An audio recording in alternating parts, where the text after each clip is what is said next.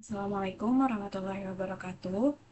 Perkenalkan, saya Nurul Iza dengan NIM 124230071 dari kelas SIB. Pada hari ini saya akan melakukan presentasi yaitu dasar-dasar IP address dan subnetting serta studi kasus di Cisco Packet Tracer.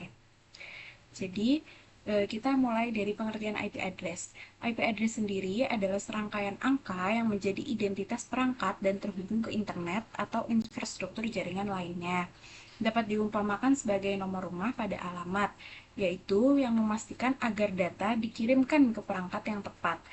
Nah, untuk panjang rangkaian IP address sendiri dimulai dari angka biner 0.0.0.0 hingga angka biner 255.255.255.255. Lalu selanjutnya ada fungsi IP address. Fungsi IP address itu diantaranya ada tiga, yaitu yang pertama sebagai penghubung perangkat. Jadi setiap perangkat yang menggunakan koneksi internet yang sama itu dapat terhubung satu sama lain dengan IP address. Lalu selanjutnya ada fungsi alamat pengiriman data. Jadi IP address ini sebagai alamat pengiriman data ke perangkat yang kita gunakan.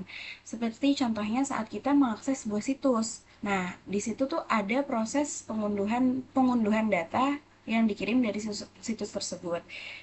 Proses tersebut dapat terjadi karena adanya IP address. Lalu kemudian IP address ini intinya sebagai media komunikasi.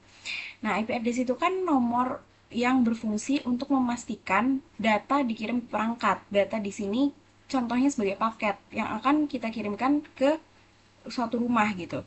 Nah, jadi IP address sebagai media komunikasi bagi suatu perangkat agar permintaan untuknya diarahkan ke tujuan yang tepat melalui jaringan. Lalu selanjutnya ada jenis-jenis IP address. Nah, jenis IP address sendiri ada yang IP versi 4 dan ada yang IP versi 6. IP versi 4 dan IP versi 6. Kalau IP versi 4 ini memiliki panjang angka 32 bit dan terdiri dari 4 kumpulan angka yang dipisahkan dengan titik.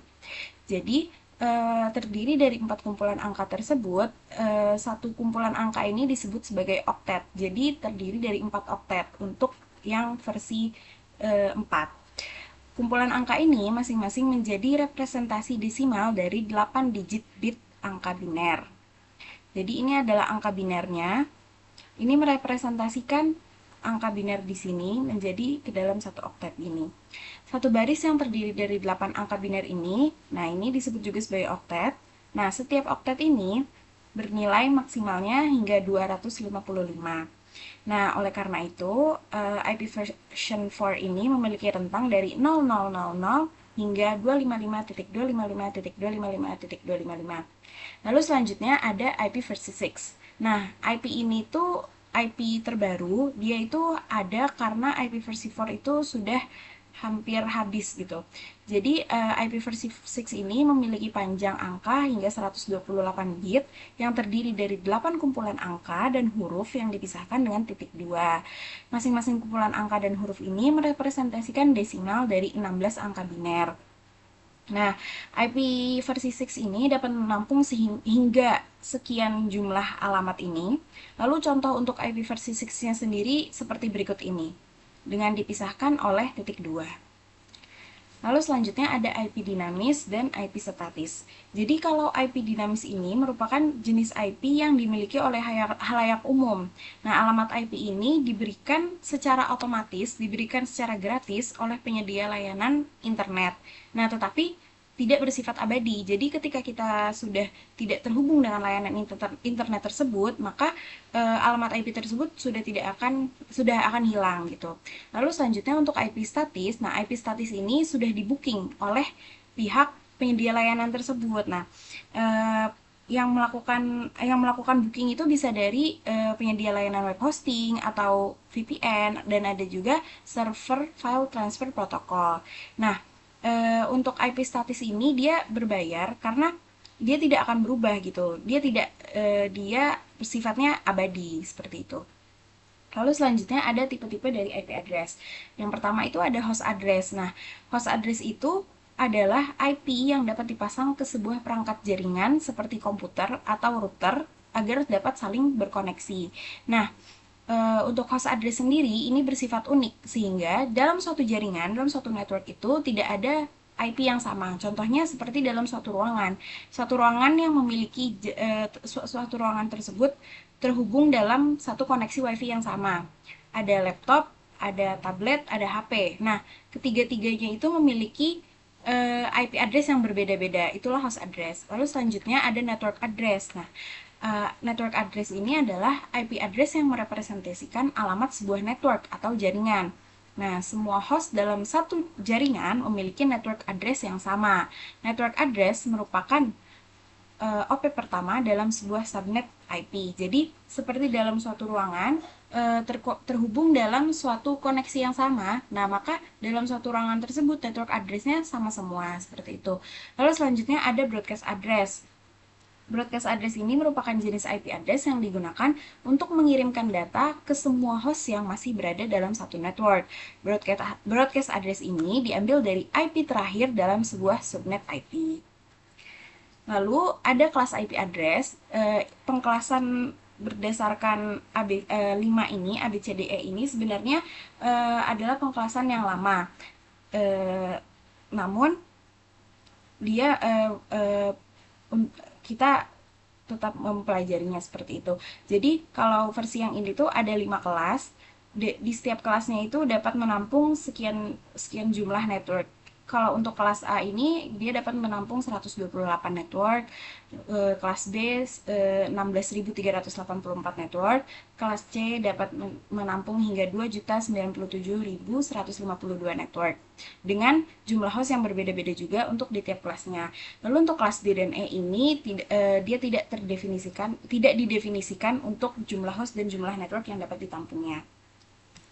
Lalu kita masuk ke subnetting. Jadi pengertian subnetting itu sendiri adalah proses memecah suatu IP jaringan ke subjaringan yang lebih kecil. Nah, proses ini disebut juga dengan subnet. Subnet ini digunakan untuk memudahkan pengelola jaringan komputer dalam mengelola jaringan, melakukan alokasi IP address sesuai dengan kebutuhan. Seperti itu. Lalu ada fungsi dari subnetting. Fungsi subnetting ini mengurangi lalu lintas jaringan sehingga data yang akan lewat di perusahaan tersebut tidak akan bertabrakan atau macet gitu, atau kita menyebutnya juga sebagai collision.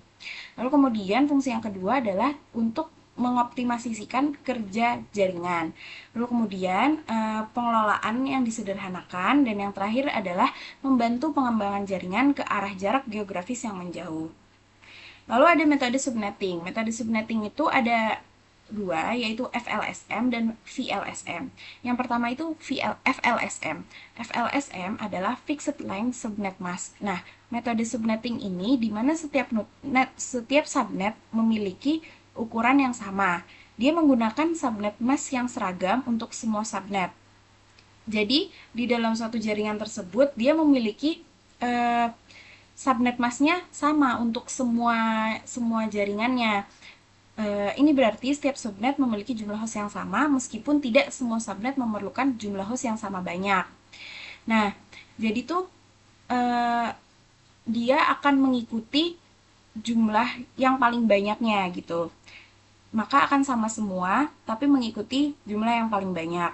Nah, FLSM ini lebih sederhana untuk diimplementasikan karena menggunakan satu subnet mask untuk semua jaringan. Nah, tetapi negatifnya adalah ia dapat menyebabkan pemborosan IP address karena tidak fleksibel dalam mengalokasikan IP sesuai dengan kebutuhan. Karena dia mengikuti yang paling banyak, jadi tuh pasti akan ada IP address yang tidak digunakan gitu, sehingga itu tidak fleksibel.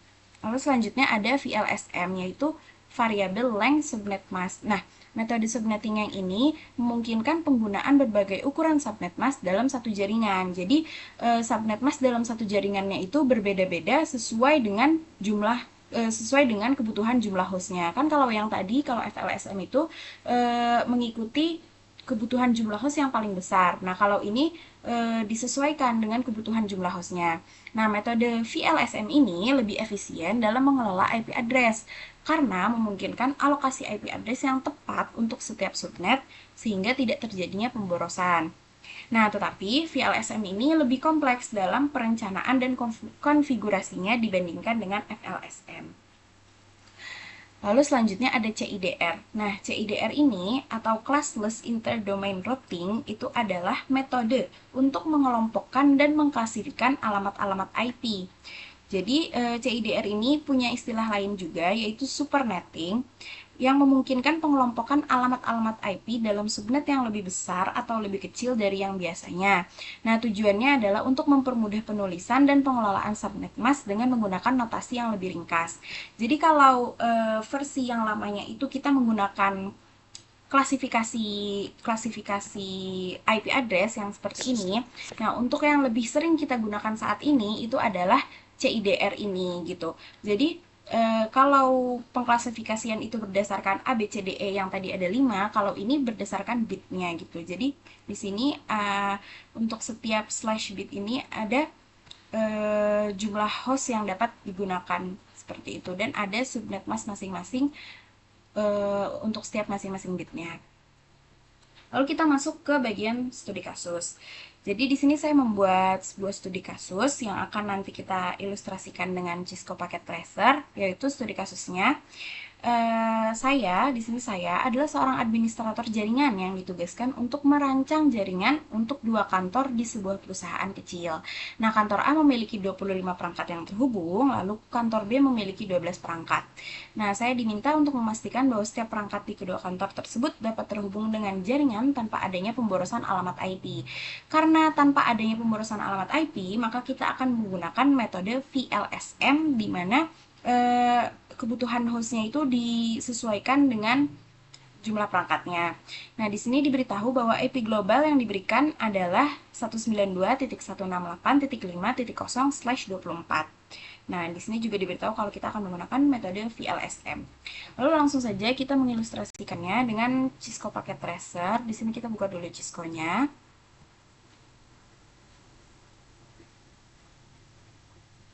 Loading.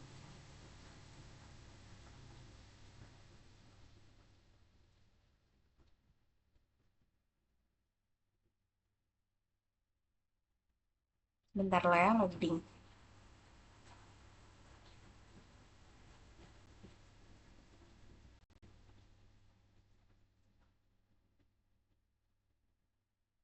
Lihat di sini kita sudah membuka Cisco Packet Tracer-nya. Nah,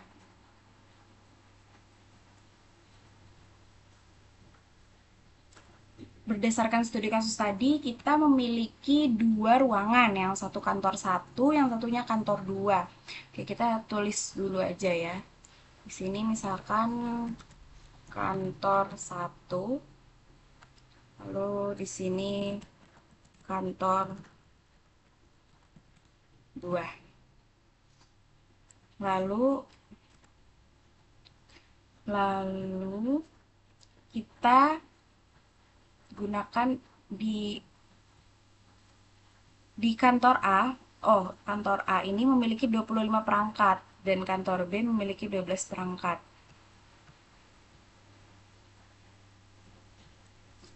25 perangkat. Lalu di sini ada 12 perangkat. Dengan IP address yang diberikan adalah 192.168.5.0/24. Oke, lalu kita akan coba mengilustrasikannya langsung. Di sini kita akan menggunakan device-nya, misalkan di kantor A ini ada PC.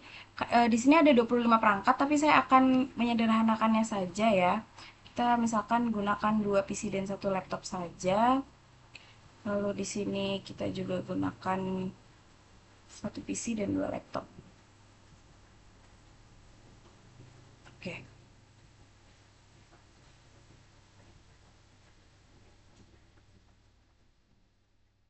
Nah, lalu untuk menghubungkannya, kita hubungkan dengan switch.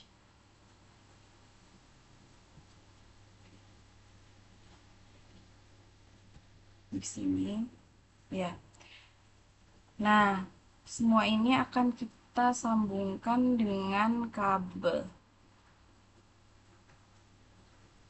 Kita pakai kabel yang otomatis saja. Ini ke sini, lalu ini ke sini,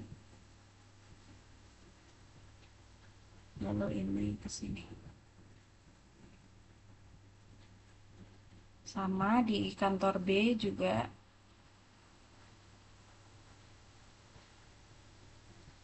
Nah, lalu selanjutnya kita menentukan dulu untuk kantor A dan kantor B ini subnet mask berapa, network address-nya berapa, host address dan broadcast address-nya yang akan digunakan gitu. Karena di sini IP address-nya 192.168.5.0 dengan kantor A-nya itu yang lebih banyak, maka kita menggunakan kantor A dulu. Di sini kan ada 25 perangkat.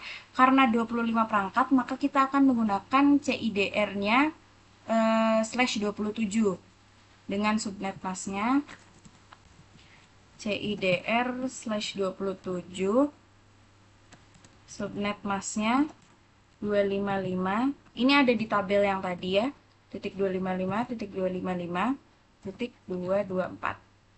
Oke. Lalu kemudian kita buat di sini untuk di sini deh. Di sini untuk network address-nya. Nah, network address itu adalah diambil dari IP pertama. Jadi sesuai dengan ini, yaitu 192.168.5.0. Lalu kemudian di sini ada host address. Nah, host address ini berbentuk range, yaitu 192.168.5.1 karena lanjutan dari sini hingga karena kita menggunakan CIDR 27 yang dapat menampung hingga 32 bit. Karena kan kita di sini menggunakan 25 perangkat ditambah 2 itu 27. Jadi 27 perangkat itu dapat ditampung oleh CIDR 27 yang dapat menampung hingga 32 perangkat. Jadi 0 ditambahkan 32 dikurang 2 itu adalah 30. Yang berubah itu adalah angka yang terakhirnya. Jadi ini 30. Lalu selanjutnya untuk broadcast address. Di sini 192.168.5.31 karena ditambah 1 dari host address terakhir. Lalu kita hitung juga untuk yang kantor B-nya. Nah, kantor B di sini memiliki 12 perangkat ditambah 2 untuk host address ditambah 2 untuk network address dan broadcast address sehingga kita membutuhkan 14 IP. Nah, 14 IP ini dapat ditampung oleh CIDR/28. Karena CIDR/28 ini dapat menampung hingga 16 perangkat. Nah, CIDR/28 ini memiliki subnet mask sesuai dengan tabelnya 255.255.240. Ya. Untuk mengeceknya lagi bisa dicek di tabelnya ya, karena ini sudah saya cek nih betul seperti ini. Lalu sekarang kita tentukan network address-nya. Nah, network address-nya itu adalah lanjutan dari broadcast address yang ada di sini gitu sebagai IP pertamanya 192.168.5.32. Lalu untuk range host address-nya itu lanjutan 192.168.5.33 hingga di sini kan CIDR 28 itu dapat menampung hingga 16 ya. Nah, 16 dikurangin 2 itu adalah 14 sehingga 32 ditambah 14 itu 46. 192.168.5.46. Nah, lalu untuk broadcast address-nya di sini lanjutan dari host address terakhir 192.168.5.47 tambah 1 dari host address yang terakhir. Nah, sekarang tinggal kita masukkan eh, ke dalam perangkat-perangkat yang sudah kita buat ini. Kita turunkan saja ya. Seperti ini. Ya, seperti ini biar lebih rapih. Nah, pertama itu untuk PC-nya. Nah, di sini kita langsung masukkan IP-nya. Nah, sini IP address-nya itu sesuai dengan yang ada di sini, host address pertama 192.168.5.1. Kita ambil host address yang pertama, lalu untuk subnet masknya sesuai dengan yang ada di sini 255.255.255. Ini kita ubah 224. Nah, lalu selanjutnya kita setting yang ini.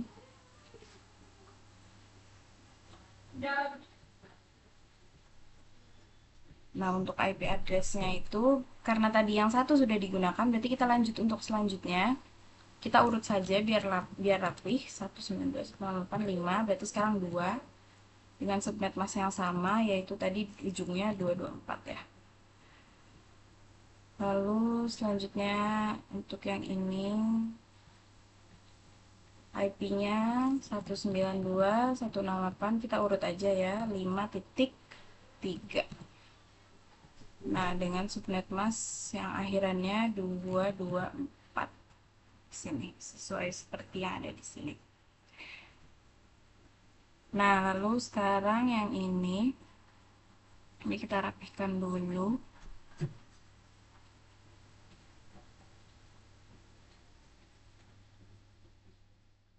Nah, sekarang untuk ini sama seperti tadi.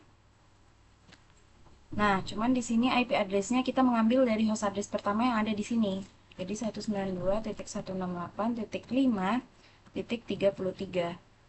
dengan subnet masknya ini yang akhirannya 240. Lanjut ke PC yang selanjutnya.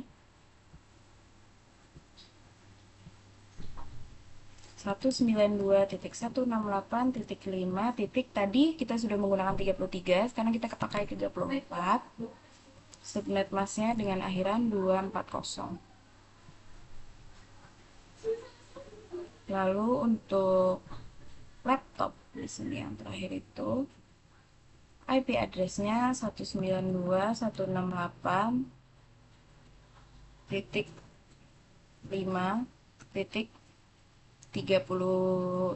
ya.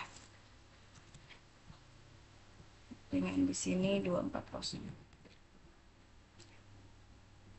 Ini kita anggap si laptopnya ini terhubung dengan kabel ya untuk jaringannya gitu. Nah, sekarang sudah kita coba untuk ping dari antar PC. Nah, di sini sudah successful. Coba kita dari sini ke sini. Ini juga successful. Coba yang di jaringan satunya. Nah, di sini successful juga.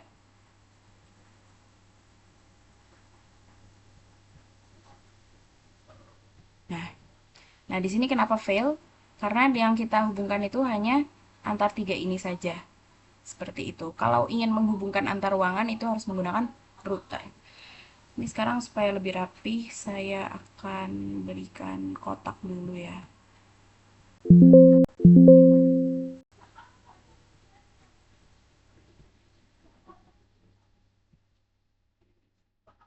Ini lalu sini kita pakai warna ini.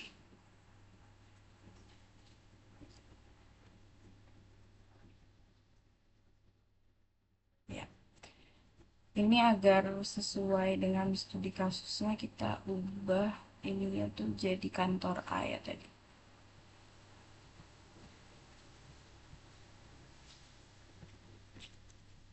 kantor A, yang ini kantor B. Nah, sekarang coba kita lihat. Ini sudah sesuai, ada dua kantor, kantor A 25 perangkat, kantor B 12 perangkat. Lalu ini seperti ini untuk simulasi di Cisco Packet Tracer-nya. Baik, sekian untuk presentasi dasar-dasar IP address subnetting dan ilustrasinya yang dapat saya sampaikan untuk tugas hari ini. Sekian, terima kasih untuk perhatiannya. Wassalamualaikum warahmatullahi wabarakatuh.